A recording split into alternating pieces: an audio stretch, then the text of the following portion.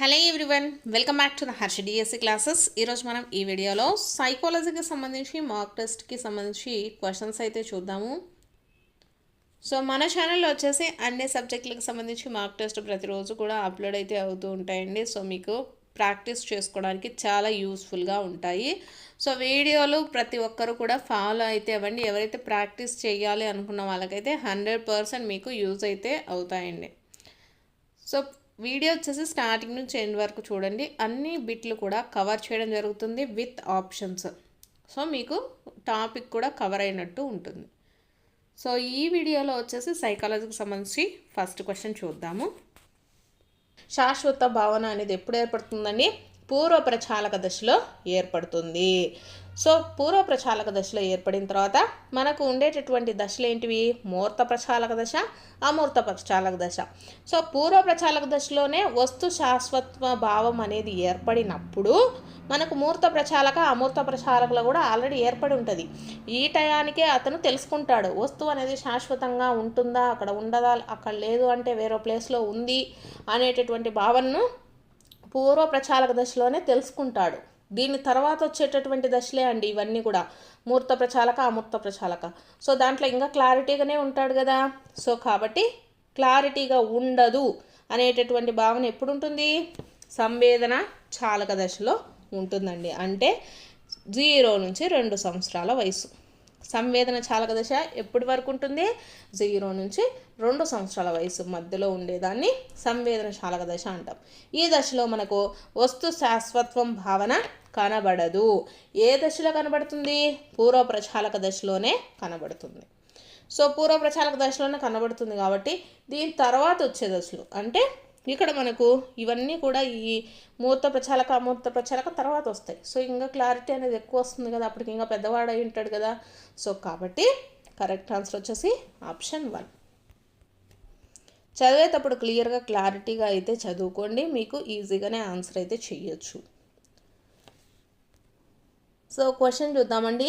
పరిశోధకుడు ravens progressive matrices అశాబ్దిక పరీక్ష అండి ఇది నుండి వచ్చిన ఫలితాలను మరియు వెస్లర్ శాబ్దిక ఉపపరీక్షల నుండి వచ్చిన ఫలితాలను పోల్చినప్పుడు ఈ కలయికలో ప్రజ్ఞ యొక్క ఈ అంశము మూల్యాంకనం చేయగలడు అనేసి ఇచ్చారండి. సో ఇక్కడ వీటన్నిటిలో ఎన్ని పరీక్షలు నిర్వహించినప్పటికీ వీటిల్లో ఉండేటటువంటి సేమ్ ఏది అంటే వాళ్ళ యొక్క జీ ఫ్యాక్టర్ అండి, సాధారణ ప్రజ్ఞాకారకం. సాధారణ ప్రజ్ఞాకారకం అండి ఇక్కడ ఇచ్చారు కదా. కరెక్ట్ ఆన్సర్ కూడా ప్రజ్ఞాకారకమే. ఏంటిదంటే ఇప్పుడు నువ్వు ఎన్ని టెస్టులు పెట్టినప్పటికీ కూడాను మనకు సేమ్గా ఉండేది ఏంటిదండి? వాళ్ళలో ఉండేటటువంటి ప్రజ్ఞ అనమాట. సో కాబట్టి వాళ్ళు ఏంటిది, ఏ అంశాన్ని మూల్యాంకనం చేయగలరు? ప్రజ్ఞ యొక్క సాధారణ కారకం. దీన్ని జీ కారకం అనేసి కూడా పిలుస్తారండి. So option 3 correct. Next question చూసుకున్నట్లయితే క్రింది వాటిలో పెరుగుదల వికాసానికి సంబంధించిన సరి అయిన వాక్య ఏది అనేసి ఇచ్చారండి. సరి అయిన వాక్య వచ్చేసి ఫస్ట్ 1 అవుతుందండి. పెరుగుదల వికాసంలో ఒక భాగం. పెరుగుదల అనేది వికాసంలో ఒక భాగం. వికాసము పెరుగుదలలో ఒక భాగం కాదు. నెక్స్ట్ చూసుకున్నట్లయితే పెరిగిన వ్యక్తి ఖచ్చితంగా వికాసవంతుడు అవుతాడు అనేసి వచ్చారు. సో కొంతమంది వ్యక్తులు పెరిగినప్పటికీ అక్కడ ఖచ్చితంగా వికాసవంతుడు అవుతాడా అంటే కొంతమంది అవలేరండి.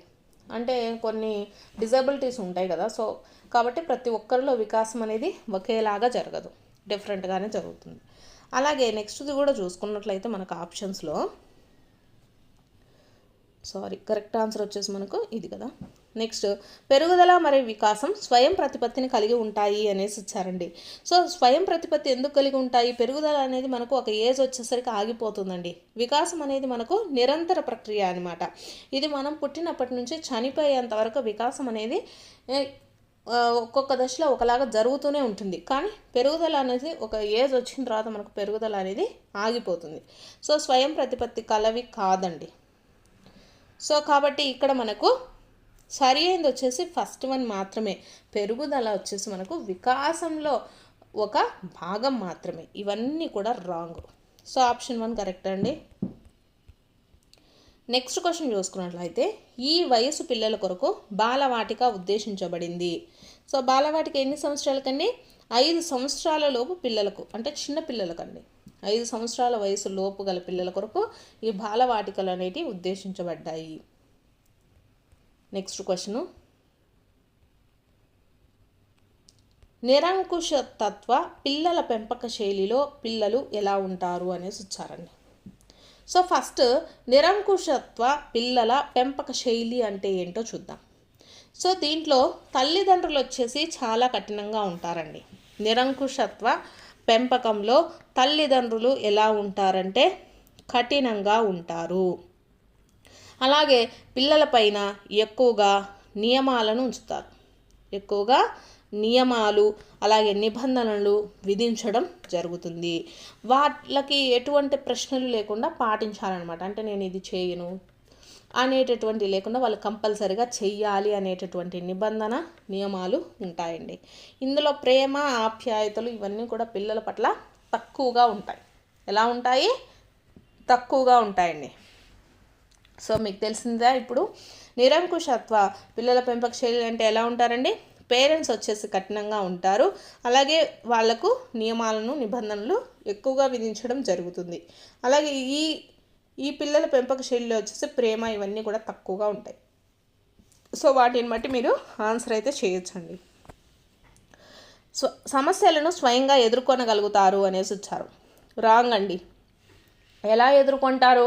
వాళ్ళు ఎప్పుడు వాళ్ళ పేరెంట్స్ కఠినంగా ఉండడం వల్ల వాళ్ళు ఏంటిదంటే పిల్లల్లో సొంత నిర్ణయాలు తీసుకునేటటువంటి ఆలోచన అనేది ఇంప్రూవ్ అవ్వదు. ఎందుకు అవ్వదు అంటే వాళ్ళే నియమాలు పెడతారు, అవి కంపల్సరీ పాటించాలి. సో వాళ్ళకి ఆలోచించేటటువంటి జ్ఞానాన్ని వాళ్ళు ఇవ్వరండి. సో ఇవ్వనప్పుడు వాళ్ళ సమస్యలను ఎలా స్వయంగా ఎదుర్కొంటారు? ఎదుర్కోలేరు. నెక్స్ట్ స్వీయ నియంత్రణను కలిగి ఉంటారు అనేసి వచ్చారు. సో స్వీయ నియంత్రణ అనేది ఉండదండి. వీళ్ళు ఎప్పుడు కూడా కఠినమైన శిక్షలు, భయము, తల్లిదండ్రుల ముందు లోబడినట్లు కనిపించినా కూడా వాళ్లకు లోపల వచ్చేసి భావోద్వేగాలు నియంత్రించుకోలేక ఆ కోపం అంతా ఎక్కడంటే బయట చూపించడం జరుగుతుంది ఎక్కువగా. సో కాబట్టి స్వీయ నియంత్రణను కలిగి ఉండలేరండి. నెక్స్ట్ ఎక్కువ స్వాలంబన కలిగి ఉంటారు అనేసి వచ్చారు. స్వాలంబన అంటే ఎక్కువగా ఆత్మవిశ్వాసము, స్వాతంత్రం కలిగి ఉండడం. సో వాళ్ళకి స్వాతంత్రం అనేది ఉంటుందా? ఉండదు. ఓన్లీ పేరెంట్స్ చెప్పినటువంటి నియమాలను పాటించడము అవి మాత్రమే ఉంటాయి. సో బహిరంగంగా అధేయతను చూపిస్తారు అనేసి వచ్చారు. సో ఇది కరెక్ట్. బహిరంగ అవిధేయతను చూపించడం అంటే ఏంటంటే వాళ్ళు ఇంట్లో ఉండి వాళ్ళ పేరెంట్స్ చెప్పినట్టు వాళ్ళ నిబంధనలు ఇవన్నీ పాటిస్తూ వాళ్ళు బయటకు వచ్చిన తర్వాత ఎలా తయారవుతారంటే వాళ్ళకి ఇష్టం వచ్చింది చెయ్యాలి కంపల్సరీగా. లేకపోతే వాళ్ళల్లో ఉండేటటువంటి అసంతృప్తి వల్ల ఏంటంటే సమాజంలో కానీ స్కూళ్ళల్లో కానీ ఎక్కువగా అగ్రెసివ్గా వాళ్ళు ఉంటారండి. సో కాబట్టి కరెక్ట్ ఆన్సర్ ఏమవుతుంది? ఆప్షన్ 4 అవుతుంది. నెక్స్ట్ క్వశ్చన్ చూద్దాము. పరీక్ష ఫెయిల్ అయిన విద్యార్థి ఫెయిల్ అవ్వడానికి అధ్యాపకులే కారణమని చెప్పడము ఈ రక్షక తంత్రము అనేసి ఇచ్చారండి. సో ఏమంటారండి? దీన్ని ఆప్షన్స్ అయితే చూద్దాము. ఏమంటారు? ప్రక్షేపణం అంటారు. సో ప్రక్షేపణం అంటే ఏంటిదంటే మన తప్పులను, మన లోపాలను ఇతరులపైకి నెట్టివేయడం. ఇక్కడ ఏం జరిగింది? పరీక్షలో ఫెయిల్ అయినటువంటి విద్యార్థి ఫెయిల్ అవ్వడానికి అధ్యాపకులే కారణం అని చెప్పడం ఏంటిది? ప్రక్షేపణం అంటాం. సో దమనము అంటే కావాలని మర్చిపోవటం అండి. హేతుకీకరణం అంటే అందని ద్రాక్ష పుల్లన అంటే ఒక వైఫల్యానికి కానీ లేకపోతే ఏదైనా నెగిటివ్ జరిగినప్పుడు దానికి కావాల్సినటువంటి సాకులు వెతుక్కోవటము. బెస్ట్ ఎగ్జాంపుల్ వచ్చేసి అందని ద్రాక్ష పుల్లన, ఇది మనకు అందరికీ తెలిసిందే. నెక్స్ట్ విస్థాపనం అండి. విస్థాపనం అంటే ఒకరిపై ఉన్నటువంటి కోపాన్ని మరొకరి మీద చూపించటాన్ని విస్థాపనం అంటాం. నెక్స్ట్ క్వశ్చన్ వచ్చేసి విద్యార్థి ఆధార్ నెంబరు చెప్పిన వెంటనే 1 లేదా 2 క్షణాలలో తిరిగి ఆ సంఖ్యను తప్పు లేకుండా చెబితే అతనిలో ఉండే స్మృతి ఏది అనేసి ఇచ్చారండి.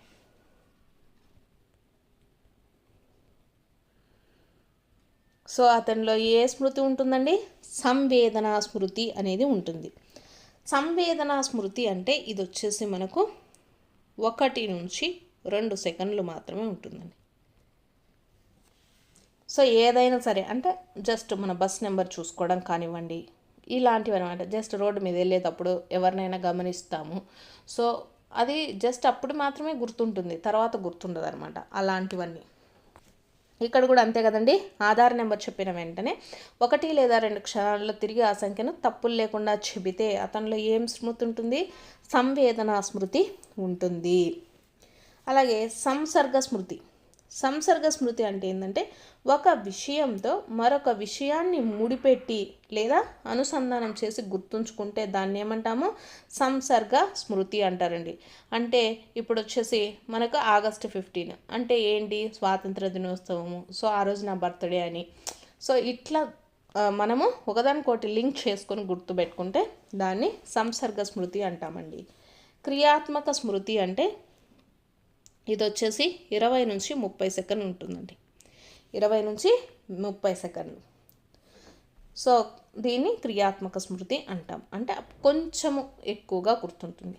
తార్కిక స్మృతి అంటే ఏంటిదంటే తార్కిక స్మృతిలో మనకు ఎక్కువ కాలం గుర్తుంటుందండి. తార్కిక స్మృతిలో ఎక్కువ కాలం గుర్తుంటుంది. ఎందుకు? ఇక్కడ మనకు తార్కిక స్మృతిలో దాని యొక్క అర్థాలను లేకపోతే దాని ఏదైనా ఒక వస్తువు యొక్క వివరణను కానీ అది ఏంటి అని ప్రతి ఒక్కటి క్లియర్గా తెలుసుకొని మనం గుర్తుపెట్టుకుంటామండి. సో ఆ స్మృతిని తార్కిక స్మృతి అంటాం. నెక్స్ట్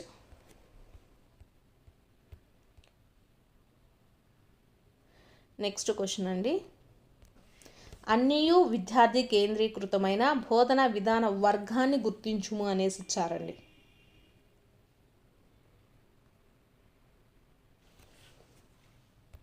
సో కింద అయితే ఆప్షన్స్ ఇచ్చారు మనకు. విన్నెట్న ప్రణాళిక, గ్రేడు రహిత పాఠశాల పద్ధతి, డాల్టన్ ప్రణాళిక, ఏవైనా సరే ఇక్కడ ఇచ్చినటువంటి ఆప్షన్స్లో మనకి ఏది కావాలి?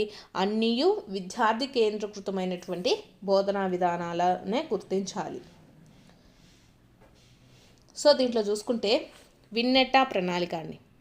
విన్నెట్టా ప్రణాళిక, గ్రేడు రహిత పాఠశాల పద్ధతి కానీ, డాల్టన్ ప్రణాళిక కానీ ఇవన్నీ కూడా మనకు విద్యార్థి కేంద్రీకృత బోధనా విధానానికి సంబంధించినవేనండి. సో కాబట్టి option 2 correct. Next 6 things hats దీనికి పెంపొందించుటకు దోహదపడుతుంది అనేసి ఇచ్చారండి. 6 థింకింగ్ హ్యాట్స్. థింకింగ్ అంటే ఏంటిదండి? క్రియేటివిటీ. సో ఏంటిది? దీనికి సంబంధించింది సృజనాత్మకత. 6 థింకింగ్ హ్యాట్స్ అనే విధానాన్ని మనకు ఎడ్వర్డ్ డి బోనో అండి. ఎడ్వర్డ్ డి బోనో ఇది మనకు కొత్తగా మనకు యాడ్ అయిందండి. ఎడ్వర్డ్ డి బోనో అనేటటువంటి వ్యక్తి ప్రతిపాదించాడండి దేన్ని? 6 థింకింగ్ హ్యాట్స్ని. సో 6 థింకింగ్ హ్యాట్ అంటే ఇక్కడ ఏం చేస్తారంటే వివిధ వ్యక్తులు లేదా సమూహాల మధ్య ఒక సమస్యను 6 రకాలుగా వీళ్ళు థింక్ చేయడం జరుగుతుందండి. 6 రకాలుగా థింక్ చేసి దానికి సంబంధించినటువంటి సమస్యను దానికి సంబంధించినటువంటి నిర్ణయాలను తీసుకోవడం జరుగుతుంది. కాబట్టి దీన్ని 6 థింకింగ్ హ్యాట్స్ అనేసి పేరు పెట్టారండి. సో ఇది వచ్చేసి మనకు సృజనాత్మకత కిందకి వస్తుంది. నెక్స్ట్ చూసుకున్నట్లయితే అకాడమిక్ పేపర్లు, ప్రాజెక్టులు లేదా నికషాలను గ్రేడింగ్ చేయటము లేదా స్కోరింగ్ చేయడం కోసము నిర్దిష్ట ప్రమాణాలను జాబితా చేసే గైడ్ ఏది అనేసి ఇచ్చారండి.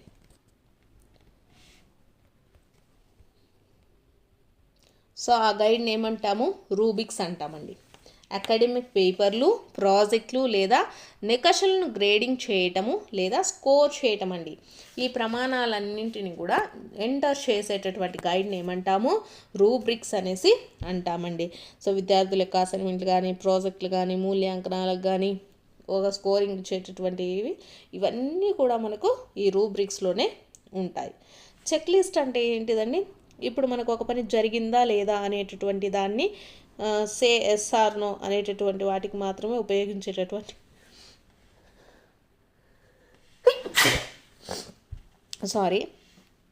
అనేటటువంటి జాబితాను మాత్రమే మనకు చెక్ లిస్ట్ అండి. ఎస్ఆర్ టైప్ ఉంటాయి కదా, yes and no type questions మాత్రమే ఉంటే దాన్ని చెక్ లిస్ట్ అంటాం. సో నెక్స్ట్ సాంఘిక మితి అండి. సాంఘిక మితి అంటే ఏంటిదంటే ఒక సమూహంలోని వ్యక్తుల మధ్య ఉన్న సామాజిక సంబంధాలను కొలవడానికి ఉపయోగించేటటువంటి పద్ధతిని ఏమంటాము, సాంఘిక మితి అంటారండి, సోషియోమెట్రీ.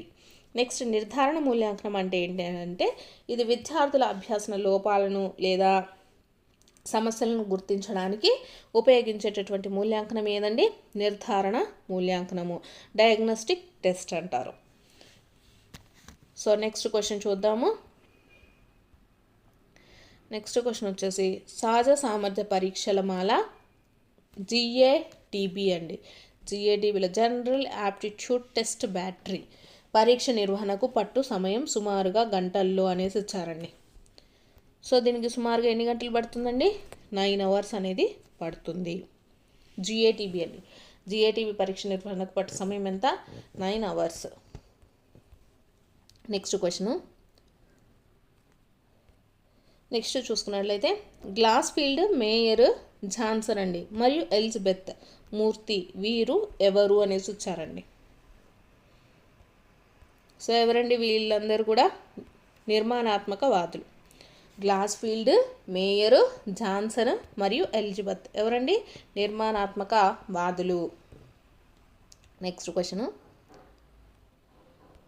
వృత్యంతర శిక్షణ కార్యక్రమాల తరువాత అనుకున్న లక్ష్యాలు ఎంత మేరకు నెరవేరాయో తెలుసుకోవడానికి చేసేటటువంటి మూల్యాంకనం ఏది అనేసి ఇచ్చారండి. సో ఆప్షన్స్ అయితే చూడండి. వృత్యంతర శిక్షణ కార్యక్రమాల తర్వాత అనుకున్న లక్ష్యాలు ఎంత మేరకు నెరవేరాయో తెలుసుకోవడానికి చేసే మూల్యాంకనం ఏది అనేసి ఇచ్చారండి. సో ఏ మూల్యాంకనం అంటాము, కార్యక్రమ మూల్యాంకనం అంటారండి.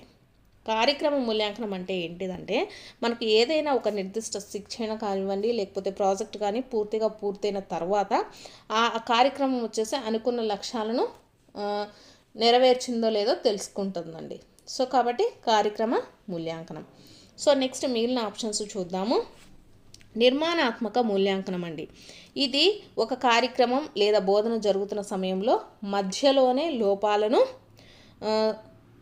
సరిదిద్దుకోవడం, మెరుగుపరుచుకోవడం రెండు కూడా జరుగుతాయి. సో దాన్ని నిర్మాణాత్మక మూల్యాంకనం అంటారండి. నిర్మాణాత్మక మూల్యాంకనం అంటే ఏంటిదంటే మనకు కార్యక్రమం జరిగేటప్పుడే మధ్యలోనే మనకు దానికి సంబంధించినటువంటి మనకు లోపాలుండే అన్నిటిని కూడా సరిదిద్దుకోవడం జరుగుతుంది. నెక్స్ట్ది చూసుకున్నట్లయితే నిర్ధారణ మూల్యాంకనం అంటే అభ్యసనంలో లేదా ప్రక్రియలో ఉన్న ప్రత్యేక లోపాలను కానీ సమస్యలను కానీ కారణాలను కానీ గుర్తించాలి అంటే మనకు నిర్ధారణ మూల్యాంకనం అనేది చేయాలి. నెక్స్ట్ సమగ్ర మూల్యాంకనం అంటే ఏంటిదంటే సాధారణంగా ఒక కోర్సు లేదా ఒక మనము విద్యా వ్యవస్థే తీసుకుందాం. విద్యా సంవత్సరం చివరిలో విద్యార్థుల మొత్తం ప్రగతిని లేదా సాధించినటువంటి ఫలితాలను గ్రేడింగ్ రూపంలో అంచనా వేయటాన్ని ఏమంటాము, సమగ్ర మూల్యాంకనం అంటామండి. ఏమంటాము, సమగ్ర మూల్యాంకనము. సో అర్థమైంది కదా. నెక్స్ట్ ఓపెన్ కోర్సులకు MOOC అను పేరు పెట్టిన వారు ఎవరు? సో ఎవరండి పేరు పెట్టింది? డేవ్ కార్మియర్ అండి, డేవ్ కార్మియర్. నెక్స్ట్ క్రింది వాటిలో సరైన సమాధానంను గుర్తించండి అనేసి ఇచ్చారండి.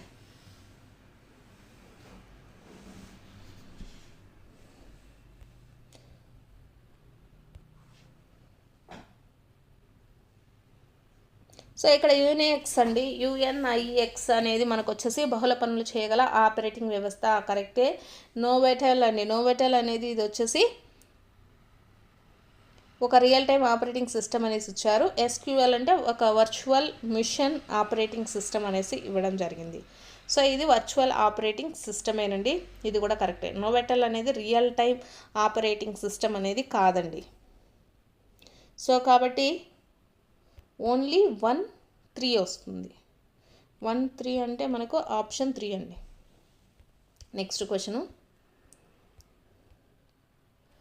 దత్తాంశ పౌనఃపున్యాల మొత్తం nలో తృతీయ చతుర్థాంశక విలువ యొక్క శాతం ఎంత అనేసి ఇచ్చారండి. నోవెటెల్ అనేది ఇందాక మనకు నెట్వర్క్ ఆపరేటింగ్ సిస్టమ్ అండి. ఇది నోవెటెల్ అనేది రియల్ టైమ్ ఆపరేటింగ్ సిస్టమ్ కాదు, network operating system. Network operating system కాబట్టి ఇది మనకు రాంగ్ అండి. ఇక్కడ మనకు రియల్ టైం అనేసి ఇచ్చారు కదా, సో కాబట్టి ఇది రాంగ్. నెక్స్ట్ సో ఇది చూస్తున్నాం కదా. సో తృతీయ చతుర్థాంశక విలువ అనేసి అడిగారు. ప్రథమ చతుర్థాంశకం అండి. ప్రథమ చతుర్థాంశక విలువ వచ్చేసి మనకు 25% అండి. ద్వితీయ వచ్చేసి 50%. ద్వితీయ చతుర్థాంశక విలువ వచ్చేసి 50%. తృతీయ చతుర్థాంశక విలువ వచ్చేసి 75%. గుర్తుపెట్టుకోండి, ఆప్షన్ 4 వచ్చేసి కరెక్ట్ ఆన్సర్. దీంట్లో మనకు దత్తాంశ పౌనపున్యాల మొత్తంలో మనకు ప్రథమ చతుర్థాంశక విలువ అడిగితే 25% అండి. ద్వితీయ అడిగితే 50%. ఇక్కడ మనల్ని తృతీయ అడిగారు కాబట్టి ఏమవుతుంది 75% అండి. సో ఇవి వచ్చేసి మనకు సైకాలజీకి సంబంధించినటువంటి బిట్స్. మీకు కనుక వీడియో నచ్చినట్లయితే తప్పకుండా లైక్ చేయండి, అలాగే సబ్స్క్రైబ్ కూడా చేసుకోండి.